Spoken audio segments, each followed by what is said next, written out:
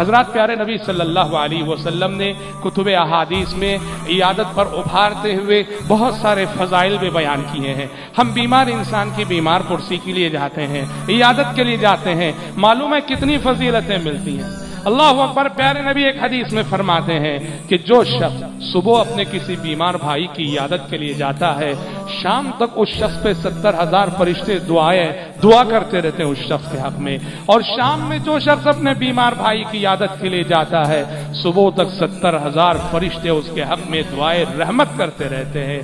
کتنی بڑی سعادت مندی ہوگی، ملائکہ ہمارے حق میں دعا کریں، اور ملائکہ بھی ایک دو نہیں 70,000 کی تعداد میں فرشتے دعا کرتے ہیں۔ اس سے اندازہ کرو کہ بیمار کی عیادت کرنا، بیمار پرسی کرنا اسلام کے نزدیک یہ کتنی اہم عبادت ہے، اور یہ کتنی اہم نیکی اور کتنا عظیم کام ہے۔ حضرت ثوبان رضی اللہ عنہ کی حدیث میں پیارے نبی فرماتے ہیں، امام مسلم اور امام احمد نے اس کو روایت کیا ہے، جو شخص کسی بیمار کی عیادت کے لیے گھر سے نکلتا ہے، بیمار کی عیادت کے لیے گھر سے نکلتا ہے، تو کہا اس کا جانا اور اس کا آنا سب گویا کہ وہ جنت کے باغیچے میں چل رہا ہے۔ وہ جو جا رہا ہے ہسپتال تک، وہ جو جا رہا ہے گھر تک، کہا کہ جہاں تک وہ جائے اور پھر واپس لوٹ کر آئے وہ جنت کے باغیچے میں چل رہا ہے۔ اور مسند احمد کی ایک حدیث میں آپ صلی اللہ علیہ وسلم فرماتے ہیں، جو شخص اپنے بیمار بھائی کی عیادت کے لیے نکلے فَكَأَنَّهُ خَاضَ فِي الرَّحْمَةِ فَكَأَنَّهُ خَاضَ فِي الرَّحْمَةِ، وہ گویا اللہ کی رحمت میں غوطہ زن ہوتا ہے، اور جب وہ بیمار بھائی کے پاس پہنچتا ہے، اس کے سرانے بیٹھتا ہے، غمرتہ الرحمہ، رحمت الہی اس بیمار پرسی کرنے والے مسلمان کو ڈھانپ لیتی ہے۔ غور کرو، جو باتیں مجالس علم کے سلسلے میں آئیں، آپ نے فرمایا کہ قرآن جہاں پڑھا جاتا ہو، پڑھایا جاتا ہو، وہاں رحمت الہی ڈھانپ لیتی ہے۔ اور وہی فضیلت پیارے نبی بیمار پرسی کرنے والے اور عیادت کرنے والے کے لیے سنا رہے کہ عیادت کرنے والا کسی بیمار کے پاس جا کے بیٹھتا ہے، اس کا حال دریافت کرتا ہے، اس سے تسلی کی دو باتیں کرتا ہے، تو غمرتہ الرحمہ، رحمت الہی اس انسان کو ڈھانپ لیتی ہے۔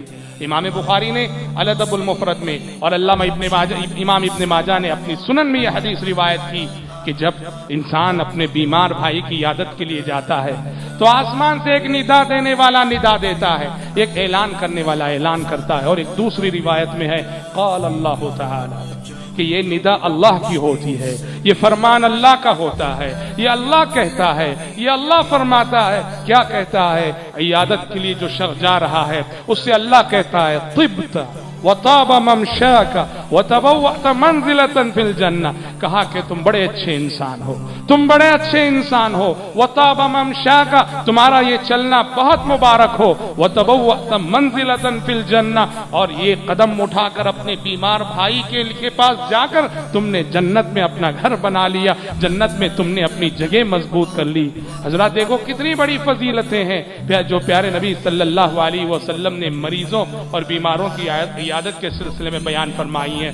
پیارے نبی صلی اللہ علیہ وسلم مختلف اسالیب میں، مختلف انداز میں حضرات صحابہ کرام رضوان اللہ علیہم اجمعین کو نیکیوں کے کرنے پہ ابھارتے تھے، بہت سارے اعمال صالحہ کی ترغیب دلاتے تھے، اور جن اعمال صالحہ پہ آپ نے ابھارا ہے، ترغیب دلائیے، اس میں سے ایک بیمار پرسی بھی ہے۔ دیکھیے وہ جو مشہور حدیث ہے، صحابہ کی مجلس جمع تھی، آپ نے پوچھا آج کون ہے جو روزے سے ہے، نفل روزہ؟ سب خاموش رہے۔ ابو بکر صدیق نے کہا کہ اللہ کے نبی میں۔ آپ نے پوچھا آج کون ہے جس نے کسی غریب اور مسکین کو 2 لقمے کھانے کھلائے ہوں؟ سب خاموش رہے۔ ابو بکر صدیق رضی اللہ عنہ نے کہا کہ میں۔ آپ نے پوچھا کہ آج کون ہے جس نے اپنے کسی بیمار بھائی کی عیادت کی ہو؟ سب خاموش رہے۔ ابو بکر صدیق رضی اللہ عنہ نے کہا کہ میں۔ آپ نے کہا کہ آج کون ہے جو کسی جنازے کے ساتھ گیا ہو؟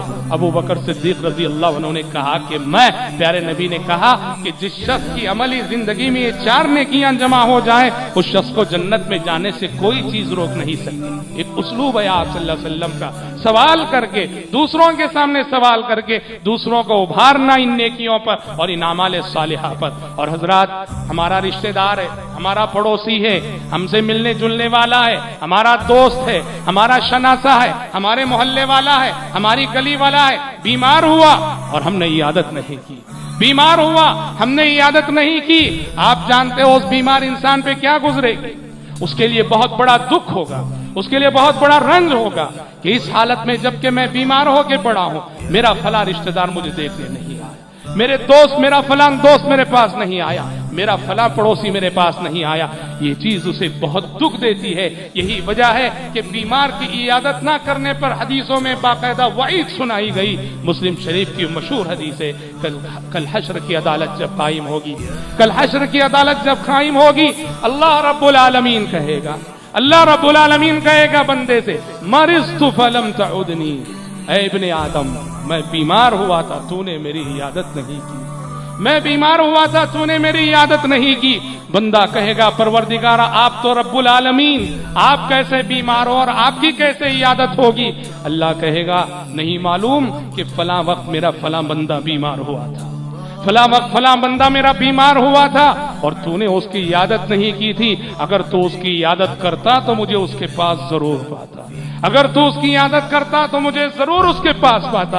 अहले इल्म ने कहा कि ये वाईद है, ये वाईद है कि जो हमसे करीब रहने वाले हैं, जिनके करीब हम रहते हैं, वो बीमार हो और हम उनकी बीमार पुरसी के लिए न जाएं। खुसूसन बड़े बड़े अमराज, जानलेवा अमराज या तवीलुल मुद्दत रहने वाले अमराज, इन अमराज में कम से कम एक मर्तबा तो हमारे लिए जरूरी होता है कि बीमार की इयादत के लिए जाएं। सब्सक्राइब कीजिए हमारे चैनल और दबाइए बेल का आइकन ताकि आपको रेगुलर नोटिफिकेशन अपडेट्स मिल सके।